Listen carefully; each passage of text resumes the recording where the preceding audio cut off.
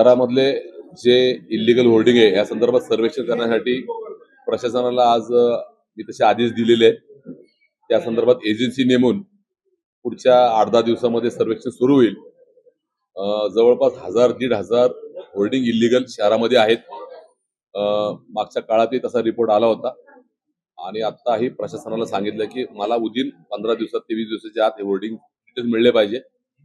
रोज होर्डिंगवर कारवाई करण्यासाठी आदेश प्रशासनाला पण दिलेले आहेत.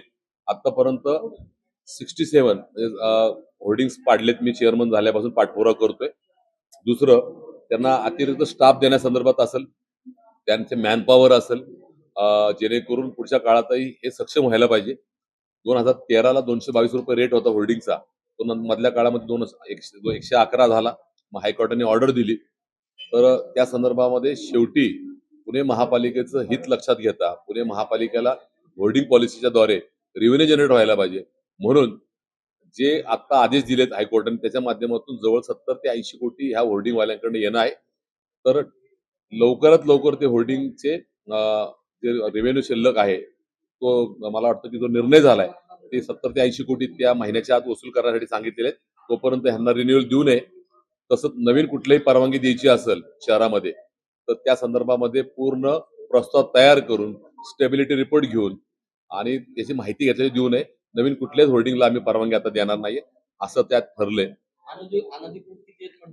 1000-1500 इलिगल असले तर पाडून टाकणार. रेग्युलर करायचं काहीच नाही. त्याचा तसं रोजही आता अंदाजे माहितीच्या आधारावर 2-4 रोज होर्डिंगची कारवाई चालू आहे. पण अधिकृतची लिस्ट आल्यावर ते विदिन मंथ सगळे आम्ही पाडून टाकणार, ठेवणार नाहीये. इलिगल वरती कारवाईच करणार आहे. आता पुढे पावसाळ्यात या सगळ्या होर्डिंगचं स्ट्रक्चर ऑडिट झालंय का? दुर्घटना घडू शकतात. हा, मग आता तुमच्या माध्यमातून आता आम्ही पुढच्या स्टँडिंग मध्ये स्ट्रक्चर ऑडिट करून घ्यायला सांगणार.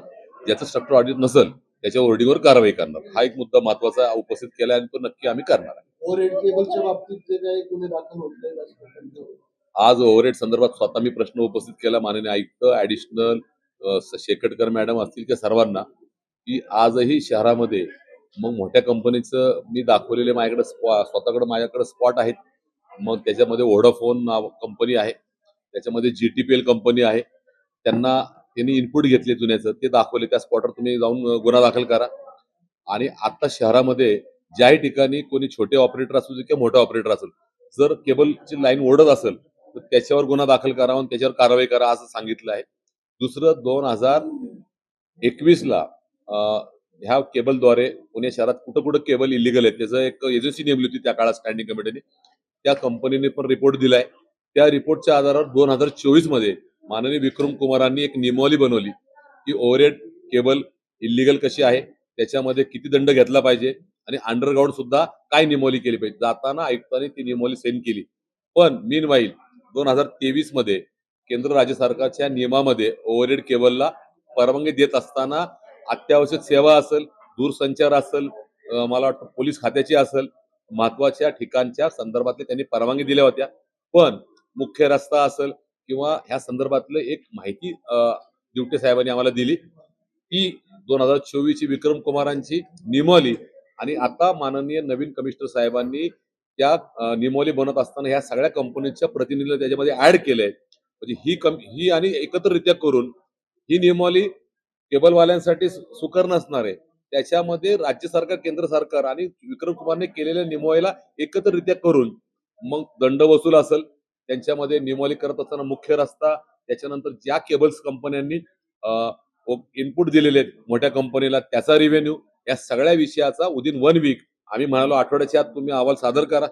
आणि तोपर्यंत ज्या ठिकाणी मी स्वतः चेअरमन म्हणून किंवा नागरिक कंप्लेंट करतील त्या ठिकाणी कारवाई करावी असं आम्ही सूचना केलेल्या आहेत.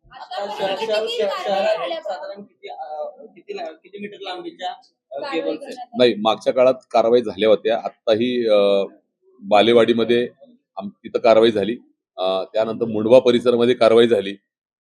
त्याचं व्हिडिओकरण आपल्याकडे आलं नाहीये, पण गुन्हा दाखल करणं हा उद्देश आहे. त्यामुळे मला असं वाटतं की ह्या आठवड्याभरामध्ये 2-3 कंपनीवर गुन्हा दाखल आणि ज्या कंपनीने आम्हाला सांगितलं एसओपी होईपर्यंत आमचं म्हणणं ऐका आणि एसओपी झाल्यावर म्हणजे नियमावली झाल्यावर जर आम्ही त्याच्यामध्ये इलिगलपणा दिसला तर गुन्हा दाखल करा, आमचे केबल तोडा आणि आम्हाला महसूल. तर ह्या सगळ्या गोष्टीच्या संदर्भामध्ये आपण कारवाई करतोय.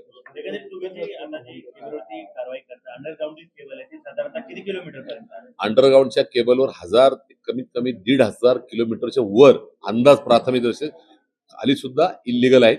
ज्या कंपनीने आता वरचं ओव्हरहेड शोधून काढलं त्याच कंपनीच्या माध्यमातून अंडरग्राऊंड पण शोधण्याचं काम आता मी करतोय.